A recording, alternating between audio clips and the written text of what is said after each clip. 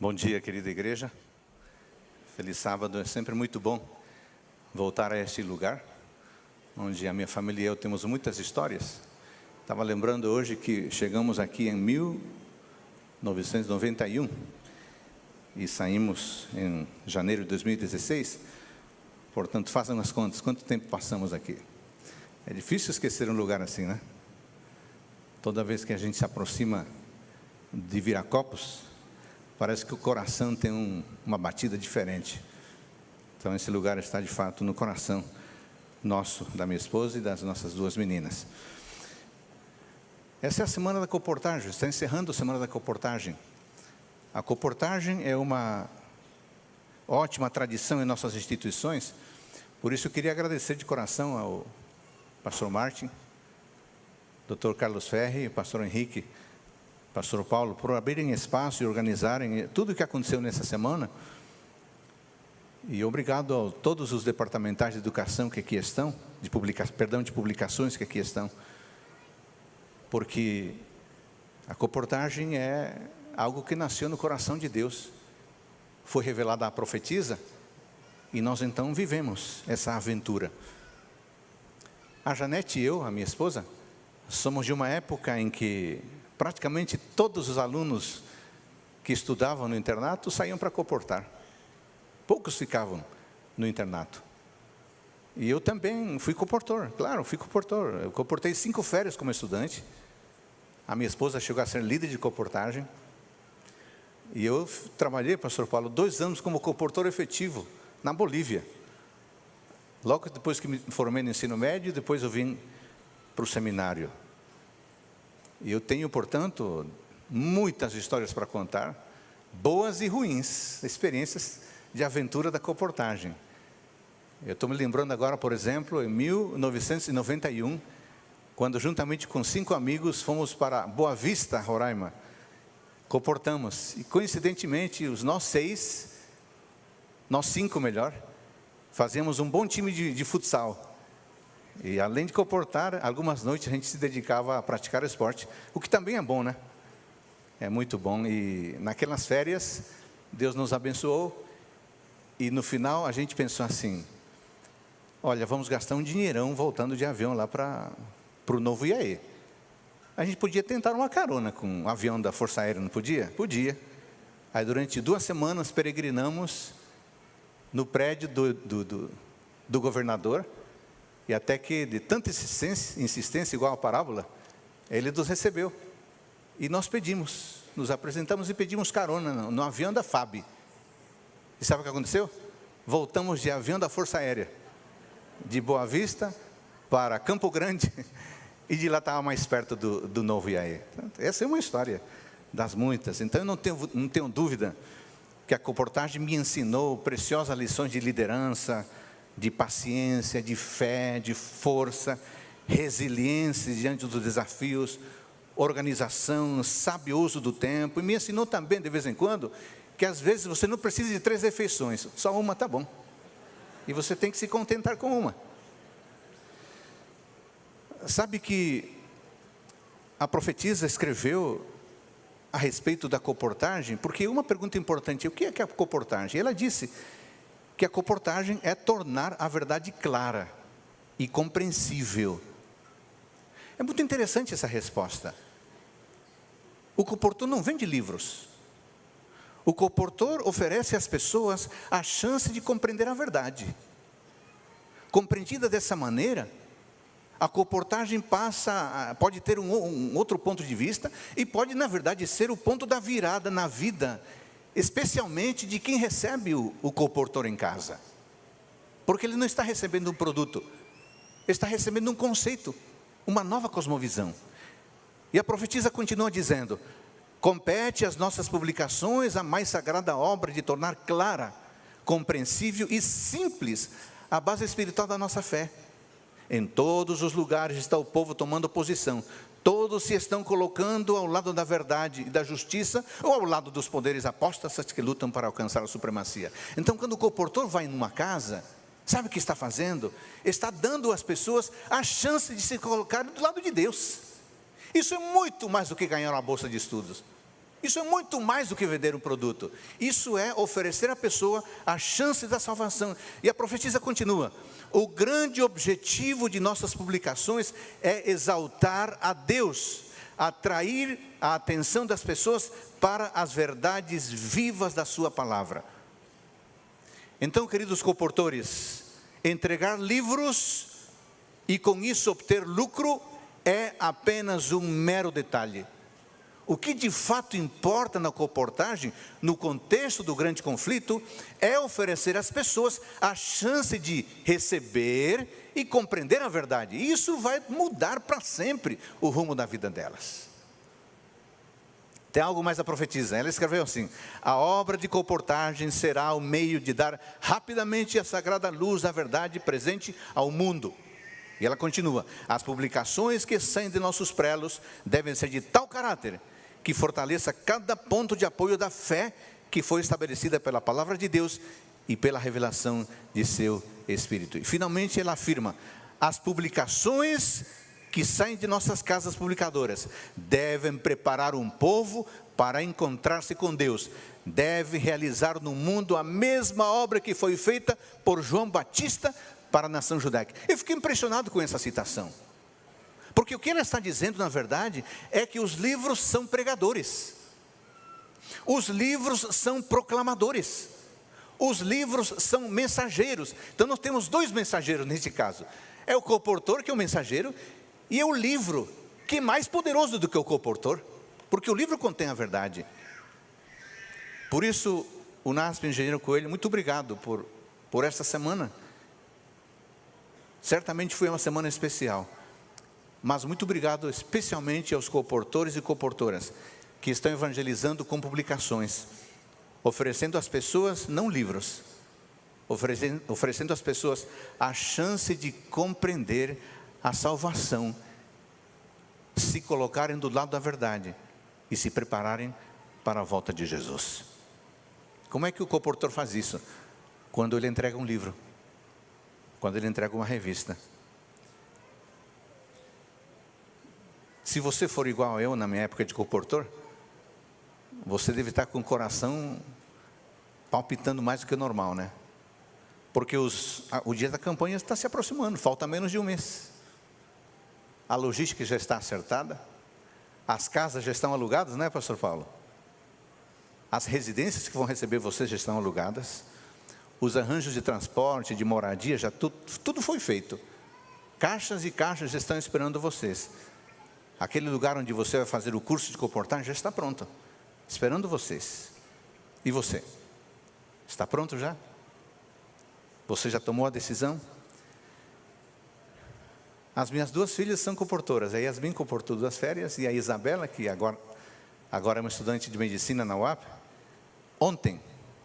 antes de ontem, comprou a sua passagem lá da UAP, até o sul do Brasil. E lá ela vai participar da sua primeira comportagem. Vocês não imaginam como ela está feliz na vida. E esse tem sido o assunto das últimas semanas. Ela nem vem para casa, ela termina as provas e vai direto para a campanha. Vai chegar um pouco antes do pôr do sol da sexta-feira e vai se enturmar com o grupo. E eu fico muito feliz de que a nossa menina mais nova também seja uma comportora, assim como a Janete e eu fomos. Sabe que um dos pontos fundamentais de um comportor é o seu preparo espiritual. Por isso, nesta manhã, eu queria compartilhar com você a vida de uma das pessoas mais extraordinárias da Bíblia. O meu propósito nesta manhã é que você, comportor, e você, irmão, querido irmão e irmã, você seja motivado a viver cada vez mais uma vida de excelência diante de Deus, assim como este homem, de quem estudaremos um pouquinho nesta oportunidade. Pois bem, a Bíblia relata a história de vários homens e mulheres que foram chamados por Deus, homens e mulheres intrépidos, ousados, valentes, corajosos. Mas eu quero hoje refletir numa dessas pessoas, o profeta Elias. O profeta Elias está entre os mais conhecidos e dramáticos de todos os profetas da Bíblia. Sua biografia é uma das mais empolgantes de todo o Antigo Testamento. Elias viveu numa época muito difícil. A idolatria havia tomado conta e padrão na vida do povo de Deus. Por isso, o Senhor Deus procurava alguém. Deus olhou para um lado, Deus olhou para o outro lado, e finalmente ele encontrou Elias, o tesbita. E quando Deus encontrou Elias, a sua busca terminou.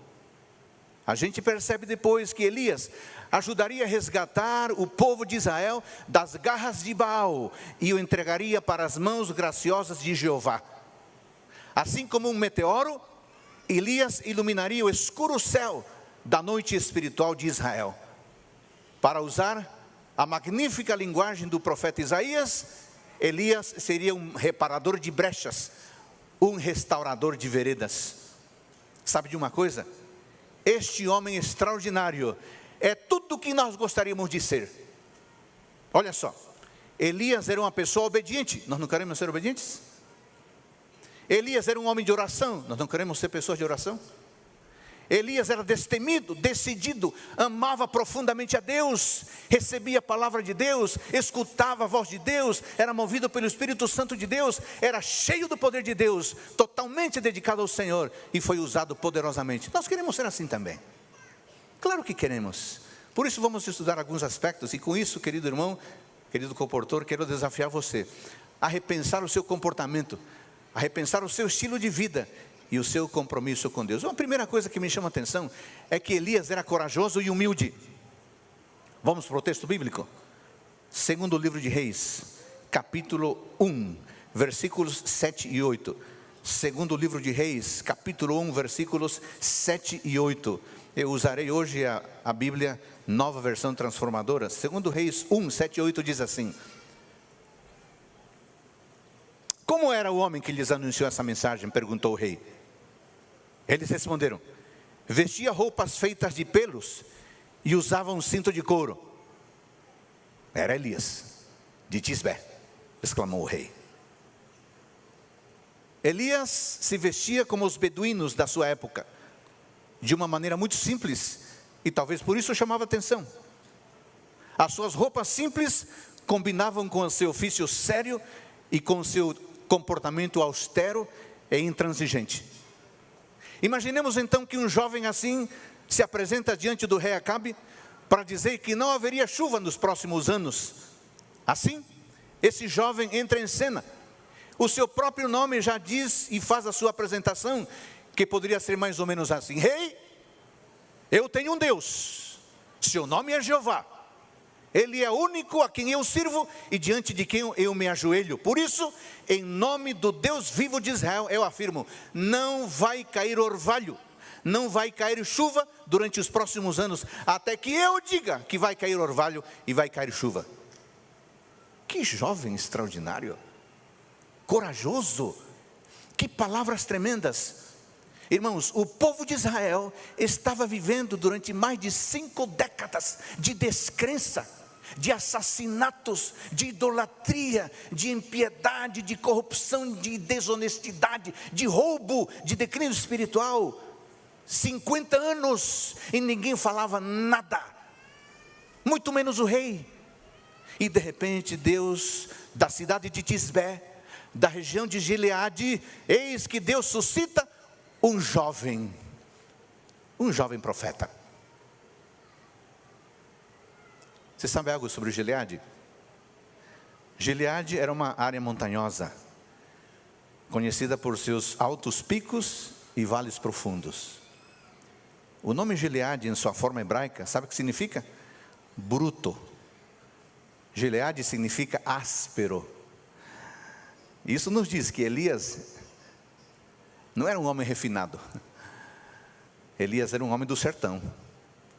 Provavelmente Elias era tido por muitas pessoas como um jovem fanático, procedente de uma região subdesenvolvida, um provinciano, um matuto do interior. Alguns diriam: Elias era o profeta improvável, Elias era o missionário improvável. Afinal, Gileade não era um lugar de fino trato, Gileade não era um lugar de sofisticação, Gileade não era um lugar de diplomacia, Gileade não era um lugar de leitura.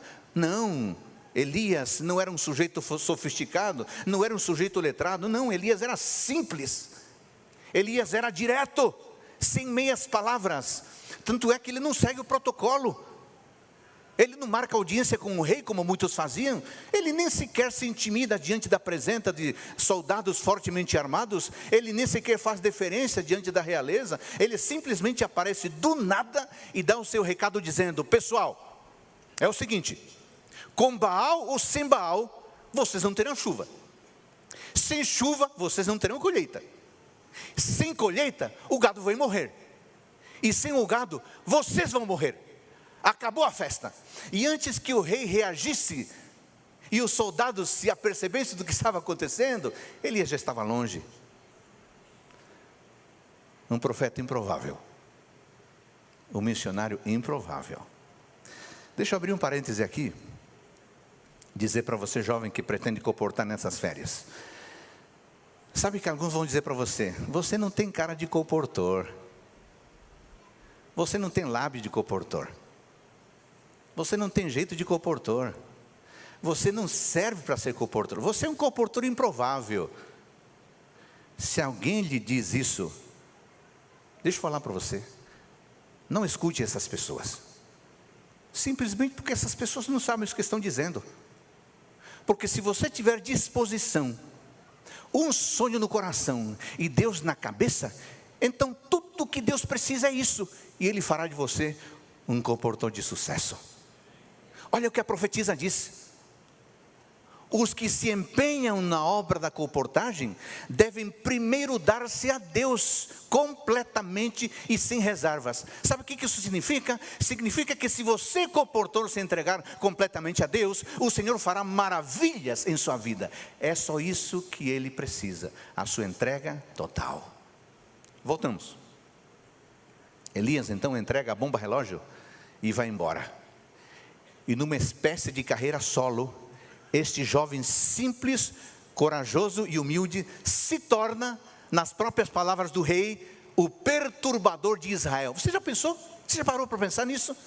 Um jovem desconhecido, da desconhecida Tisbé, da desconhecida Gileade, se apresenta diante do rei, e o rei treme nas bases diante desse jovem desconhecido, um Zé Ninguém, e o rei se incomoda tanto, que esse garoto se torna o perturbador de Israel.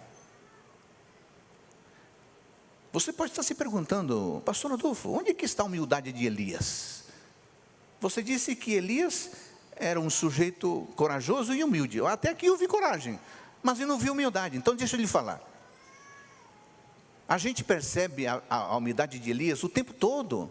Sabe por quê? Porque Elias faz única e estritamente a vontade de Deus. Pessoas orgulhosas, pessoas arrogantes, agem como bem entendem, se comportam como bem entendem. Por outro lado, pessoas humildes agem de acordo com a vontade de Deus. Porque, espiritualmente falando, a sua vida é terreno fértil para a germinação da determinação divina. Isso é humildade. Humildade é a virtude que nos dá o sentimento de nossa fraqueza e de nossas limitações. Humildade é modéstia. Ser humilde, irmãos, é permitir que a vontade de Deus floresça em nossa vida. Elias viveu assim. Ele nunca se considerou a cereja do bolo. E embora corajoso, deixou-se lapidar humildemente ao longo da sua vida. No Novo Testamento, há 2 versículos que lançam uma luz interessante sobre o profeta Elias. Vai comigo, por favor, para o livro de Tiago, capítulo 5. Tiago, capítulo 5, versículos 17 e 18. Tiago 5, 17 e 18. Logo depois de Hebreus. Tiago 5, 17 e 18. Elias era humano como nós. E, no entanto, quando orou insistentemente para que não caísse chuva, não choveu durante 3 anos e meio. Então ele orou outra vez e o céu enviou chuva. E a terra começou a produzir suas colheitas. Preste atenção nas palavras de Tiago. Ele diz: Elias era um homem semelhante a nós. Elias era um homem semelhante a nós. Outra versão diz assim: ele estava sujeito aos nossos mesmos sentimentos. Sabe o que Tiago está dizendo aqui? Sabe o que Tiago está sugerindo, nos ensinando? Que Deus não está procurando astros. Deus não está procurando estrelas. Deus não está procurando pessoas com perfil de influenciador. Não, não. Deus não procura gigantes espirituais para fazerem a sua obra. Deus não quer gigantes intelectuais para fazer a sua missão. Não, não, não, não, nada disso. Deus está procurando pessoas que prontamente obedeçam a sua palavra e sigam aonde Ele as leve.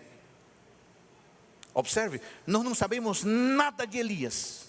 Absolutamente nada, até o momento que ele entra na presença do rei Acabe, em 1 Reis 17:1. Até então, Elias era um ilustre desconhecido, um Zé Ninguém. Ele surge do nada, mas esse ilustre desconhecido, esse matuto do interior, esse rapaz que se vestia esquisito, foi escolhido especificamente pelo Senhor, para fazer a sua vontade, no período mais terrível da história de Israel. Querido jovem, querido irmão, deixa eu lhe falar uma coisa. Não se sinta inferior por ser uma pessoa simples, inferior por não ter estudo formal. Não se sinta inferior por não saber falar bonito. Não se sinta inferior por não ter personalidade contagiante. Não se sinta inferior por não saber. Não se sinta inferior por não saber pregar. Não se sinta inferior por não saber organizar grandes eventos. Não se sinta inferior por não estar no palco. Sabe por quê? Porque para Deus o mais importante é a sua habilidade para a missão, e não o seu diploma, o seu talento para a admiração. Primeiro Reis, sabe que essas palavras não eram um ataque ao rei. Na verdade, estas palavras, em primeiro lugar, eram um dos aspectos mais horríveis da adoração a Baal, era o sacrifício humano. As pessoas, para agradar Baal, normalmente lhe entregavam e sacrificavam seu filho primogênito. Quando Elias diz não haverá chuva, está dizendo para Acabe: rei, esse seu Deus não vale nada. Quem que era Baal? Você lembra quem era Baal? Baal era o Deus cananeu. Sabia entregar uma previsão do tempo? Não, nada disso. Elias estava declarando guerra. Que ousadia, né? Um jovem, um campo, se postra diante do rei, aponta o seu dedo no nariz do rei e diz aqui, ó: você e seu rei não vale nada. Tanto isso é verdade que não vai chover. Só vai chover quando eu mandar. A profetisa diz assim, ó: ao escolher homens e mulheres para o seu serviço, Deus não indaga se eles possuem saber ou eloquência, ou riquezas mundanas. Deus pergunta: andam eles em humildade, que eu lhes possa ensinar os meus caminhos? Posso pôr-lhes nos lábios as minhas palavras? Eles me representarão? Querido comportor, querida comportora, nessas férias, terão Elias. Não, você não vai chegar nas casas para apontar o dedo no nariz das pessoas, mas você vai levar a verdade para as pessoas. Você vai entregar livros, para que as pessoas conheçam. A imagem é um trabalho espiritual. Quer uma sugestão? A partir de manhã cedo, ore todos os dias. Eu sei que você tem preocupações, eu sei que você tem anseios, eu sei que você tem contas a pagar. Conte isso para Ele. Fale a expectativa dos seus planos. Conte a Ele: Deus, eu queria dar tantas ofertas por dia. Está tudo bem assim? O Senhor me ajuda? Deus, eu queria trabalhar de tal a tal hora. Pode ser assim? O Senhor me ajuda? Conte a Ele. O segundo aspecto que me chama a atenção de Elias é que ele era um homem de fé, obediência e compromisso com Deus. O nome Elias, que tremendo, né? Como é seu nome, jovem? Meu nome? Meu Deus é Jeová. Como é seu nome? Meu nome é o Senhor meu Deus. O nome dele já era um sermão. Agora, olha só. Deus disse assim: vá lá para Acabe e diga que não haverá chuva. Acontece, você pode ler esses detalhes nas palavras de Ellen White, quando ele começou a viajar para Samaria, Elias foi viajando e ele enxergou, sabe o quê? Fontes de água, árvores verdes, montes cobertos de verde vivo. Elias viu majestosas florestas. Elias não viu nenhum sinal de seca, nenhum. Tudo que ele observou era contra aquilo que ele estaria entregando no seu recado. O recado que Elias deveria transmitir era de que não haveria orvalho nem chuva, mas ao redor tudo indicava o contrário. A ciência indicava o contrário do discurso dele. Os especialistas diziam o contrário do que ele diria. O profeta poderia ter duvidado de como secariam essas fontes perenes que jamais cessaram de fluir. Como é que esses montes verdes, esses vales seriam abrasados pela sequidão? Ele podia duvidar, era impossível humanamente falando, mas ele não duvidou. Ele simplesmente teve fé e obedeceu. Ele escolheu ficar do lado da palavra e contra os especialistas da sua época. A obediência e o compromisso de Elias me lembram, sabe quem?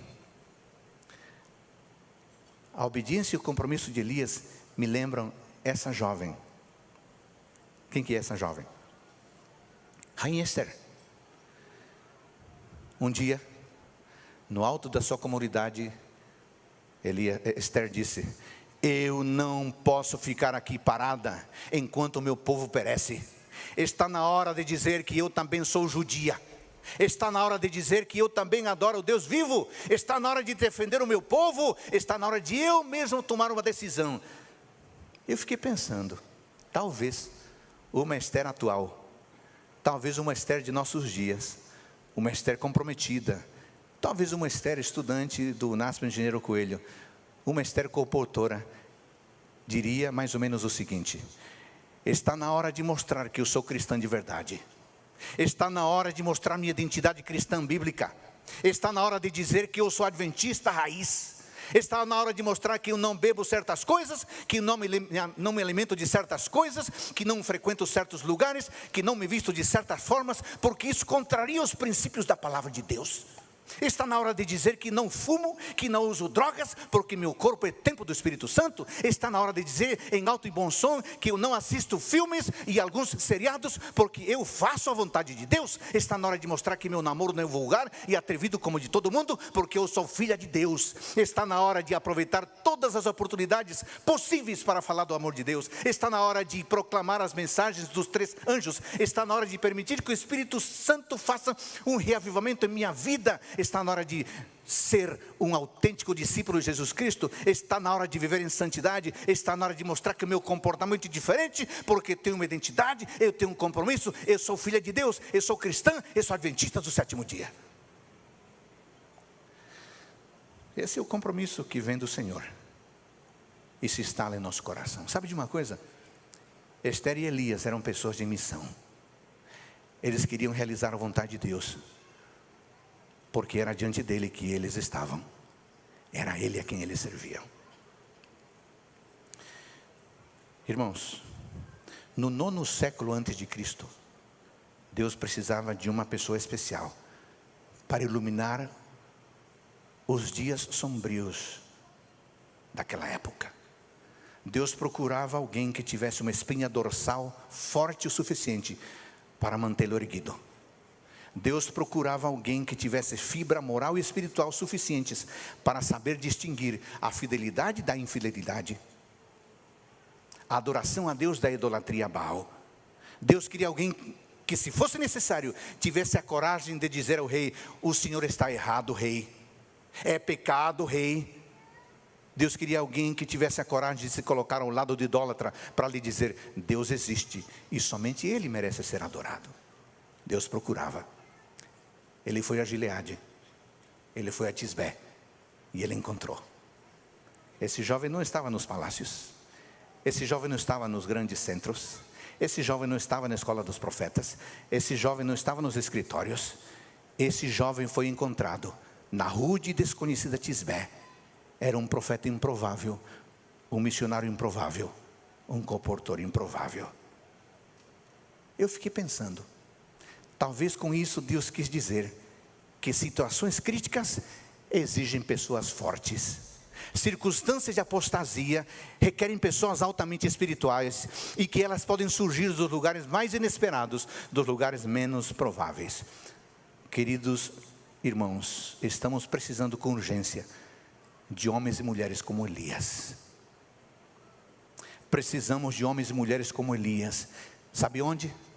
Em nossas escolas, em nossas universidades, em nossos tribunais, em nossos escritórios, em nossas casas, em nossos hospitais, em nossas fábricas, em nossos comércios, em nossas igrejas, em nossos seminários, em nossas associações, em nossas uniões, em nossas divisões. Precisamos de Elias na conferência geral, na comportagem. Precisamos de homens e mulheres que sejam simples, porém corajosos, humildes, homens e mulheres de fé madura, obedientes e comprometidos com Deus, homens e mulheres made in Elias, que promovam as coisas de Deus, que vivam como Deus quer, que fiquem em pé, firmes e fortes, ainda que caiam os céus.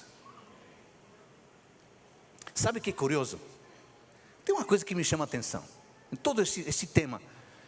O país estava em ruínas, a nação estava destroçada, economicamente, moralmente, espiritualmente, e Deus não levantou um exército, não, Deus não suscitou um time, Deus não formou uma equipe. O que Deus fez? Deus levantou uma pessoa, e essa pessoa despertou toda uma nação. Sabe o que eu aprendo com isso? Eu aprendo que quando Deus quer abalar e transformar uma nação, Ele não trabalha por atacado, Ele não trabalha em bando. Quando Deus quer transformar uma nação, Ele levanta um valente, uma valente. Assim, não espere alguns se levantarem para então você levantar. Não espere um grupo se entregar a Deus para então você fazê-lo. Seja parte da minoria. Deus quer você. Elias, um jovem que se vestia de modo diferente, que não fora educado na fina flor da sociedade, que não tinha sobrenome famoso, que não tinha berço famoso, não nascera em berço de ouro, um jovem que viera da inesperada Tisbé, surge de repente, pisa nas páginas da história e chama o diabo para a briga.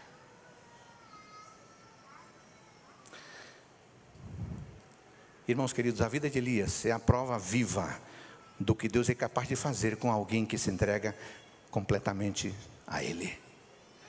Irmãos queridos, em tempos de medo, Deus busca pessoas corajosas.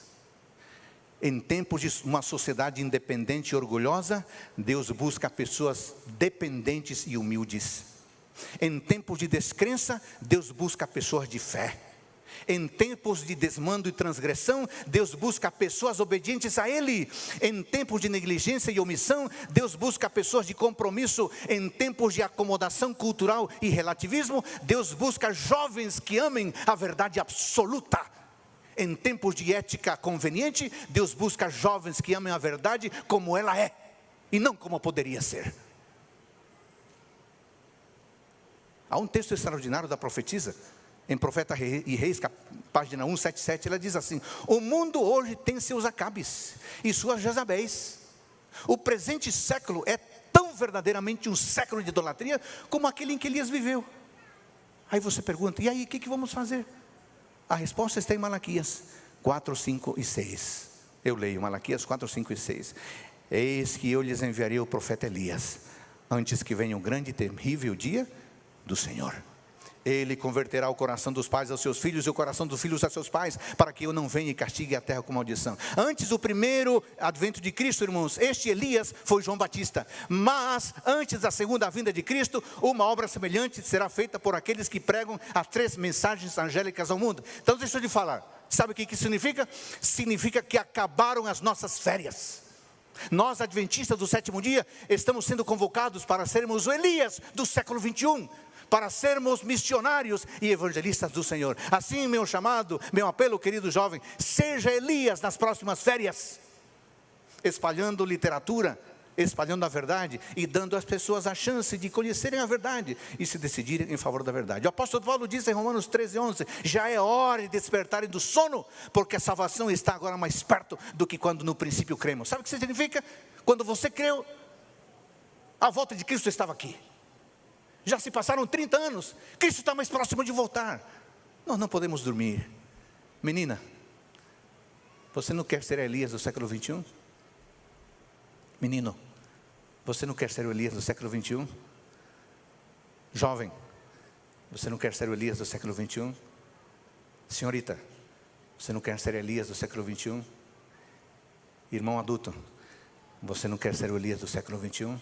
Pastor, pastores, vocês precisam ser o Elias do século 21. Queridos comportores, nestas férias, vão para a comportagem com coragem, compromisso e obediência como Elias. E sabe de uma coisa? Deus os abençoará. Você que ainda não decidiu comportar, você que disse, não, eu vou tirar férias para descansar.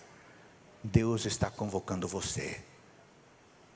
Você precisa ir. Se você não for, quem irá? Tem uma pessoa lá no sul, lá no norte, lá no nordeste, no centro-oeste, tem alguém esperando você receber os livros que você tem para entregar, para essa pessoa conhecer a verdade e decidir a favor dela. Se você não for, quem que irá? Ninguém tomará o seu lugar. Que Deus abençoe você e a mim, para que com a fé, coragem, compromisso e lealdade de Elias, sejamos o Elias que Deus quer. Amém.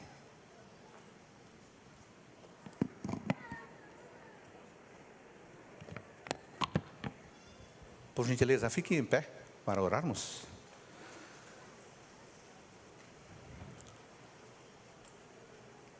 Querido Pai, muito obrigado por essa semana especial aqui no NASP. Essa instituição tão querida, que tem abençoado milhares de famílias, de crianças, de juvenis, adolescentes, jovens, adultos.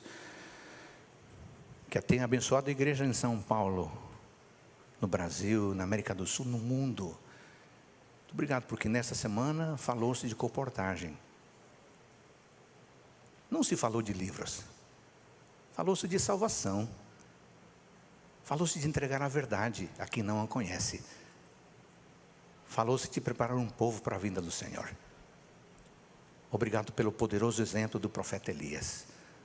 Um homem humilde, corajoso, obediente e comprometido. Queremos ser o Elias do século 21, levando a mensagem de salvação ao maior número possível de pessoas. Dê-nos coragem, dê-nos fé, humildade e compromisso para fazer o teu querer. Sabemos que o Senhor vai ouvir esta oração e vai atender esta oração, pois oramos em nome de Jesus e pela intercessão do Espírito Santo. Amém.